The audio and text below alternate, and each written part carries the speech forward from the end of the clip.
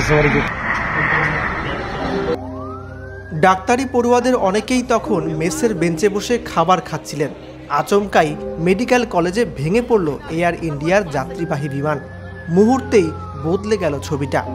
একদিকে বিমানের ভেতরে ছিলেন 242 জন। ঘটনার পরই যেন তালগোল পাকিয়ে গেল সবকিছু। চারদিকেই লাশের ছড়াছড়ি। গুজরাতে এদিনের বিমান দুর্ঘটনা ভারতের ইতিহাসে অন্যতম ভয়ঙ্কর বিমান দুর্ঘটনার একটি। শেষ প্রাপ্ত খবরে একজন বাদে 241 জন সকলের মৃত্যুর খবর নিশ্চিত হয়েছে।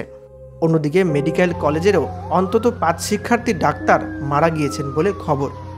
এদিকে ওই বিমানেই ছিলেন একজন ডাক্তার পরিবার। খবরে প্রকাশ, তিনি দুদিন আগে রাজস্থানের চাকরিটা ছেড়ে দিয়ে লন্ডনে নতুন করে জীবন শুরুর উদ্দেশ্যে এদিন বিমানে করে লন্ডনে যাত্রা করছিলেন। কিন্তু দুর্ভাগ্যজনক এই ঘটনায় গোটা পরিবার এক নিমিষেই শেষ হয়েছে। এদিন লন্ডনগামী এয়ার ইন্ডিয়ার ওই বিমানটিতে 169 জন ভারতীয় এবং 53 জন ব্রিটিশ নাগরিক সহ অন্যান্য দেশের নাগরিকদের নিয়ে লন্ডনের উদ্দেশ্যে রওনা হয়েছিল বিমানটি। তবে মিনিট 5 কিছু আগেই ভেঙে পড়ে বিমানবন্দরের অদূরে একটি মেডিকেল কলেজের উপরে। বহু পরিবার এক নিমিষেই তাদের পরিবারের সদস্যদের হারিয়ে ফেললেন। ঘটনার পর একটি ছবি প্রকাশ্যে এসেছে, যেখানে দেখা যাচ্ছে টেবিলের উপরে খাবারের প্লেট সাজানো রয়েছে। সহজেই দেখা যায়, কিন্তু হয়তো লোকগুলো আর অক্ষত নেই। দুঃখ প্রকাশ করছেন নেটাগরিকেরা।